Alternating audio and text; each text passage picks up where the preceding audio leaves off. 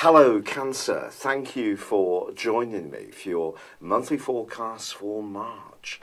This month begins with a sense of wanting to expand your existence. Now this could be through travel, and if you do make any plans to go somewhere in the first few weeks of this month, or actually go, it could prove to be a really special experience. Your ability to soak up the experience is going to be very strong, whatever you do at the start of this month, but particularly to do with changing your environment. So if you end up going to see a play or a show or a band, or going on that exotic journey, it's going to be a perfect time for you to absorb the whole experience in a very vivid way. You can find yourself pulled towards anything to do with higher education and also spiritual workshops and gatherings where you can get together with like-minded people. What's driving all this is a full moon on the 2nd, but also the impact of Neptune, the planet of dreams. Now Neptune's a marvellous influence when it works well for us, but it is going to provide some challenges too this month, especially when it comes to working out the reality of situations, because Neptune can be a little bit distorting.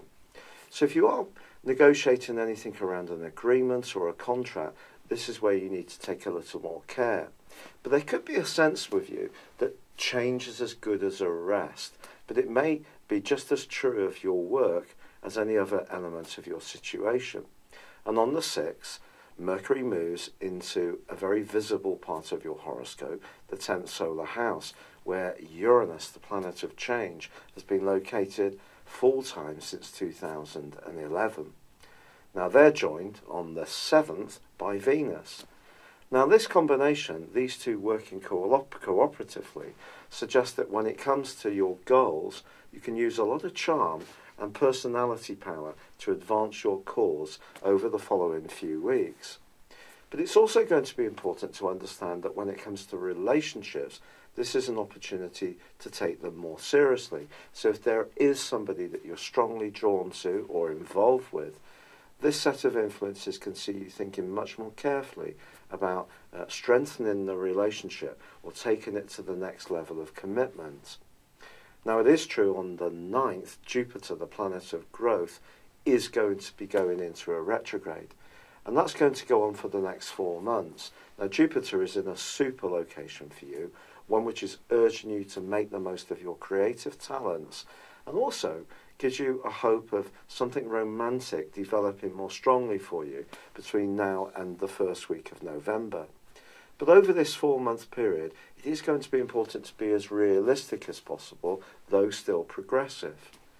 Now, by the 17th, there is a new moon, and this new moon in the sector of Pisces, in the sector of travel and expansion, is going to be squaring up to Mars. This does provide some potential challenges. Neptune is also squared to Mars at the start of week 2. And that's all about reality, if you like. Reality can get blurred. And in this situation, you may find yourself becoming a little bit resentful of the responsibilities and obligations that stop you from doing the more freedom-loving things that you're being encouraged to pursue. But there is a big change coming on the 18th when Mars moves out of this more brittle location and into your sector of relating. This is truly significant. It can give you more thrust if you're wanting to make progress around your love life, but also it can make you more competitive if you're just wanting to do well in the fast-moving world of work. But then the Sun moves to the top of your horoscope on the 21st, and Mercury, still in this location, slams on the brakes itself on the 23rd and goes into a retrograde. The last days of this month see Mars alongside Pluto. There could be a situation, particularly around employment or where you have to collaborate with other people, where you may feel that not all the time you get the recognition and praise and success that you may feel you deserve. If you become impatient about this, however, it could cause some problems with colleagues or co-workers, or if you have people working for you, they could see you as being more forceful and demanding. Of course, with Mercury retrograde, the key is always clarity of communication. So work very hard on that. Yet Venus moves into an extremely positive location for you on the last day of this month. And that's asking you to embrace the whole concept of cooperation, collaboration, networking, and finding things in common with others. So there is a chance for you to raise your profile, to be more successful. But with Mercury tracking backwards, and Mars more impatient in its conjunction with Pluto from the 27th to the 31st, if you push too hard, it could break a situation which is already a little bit fragile.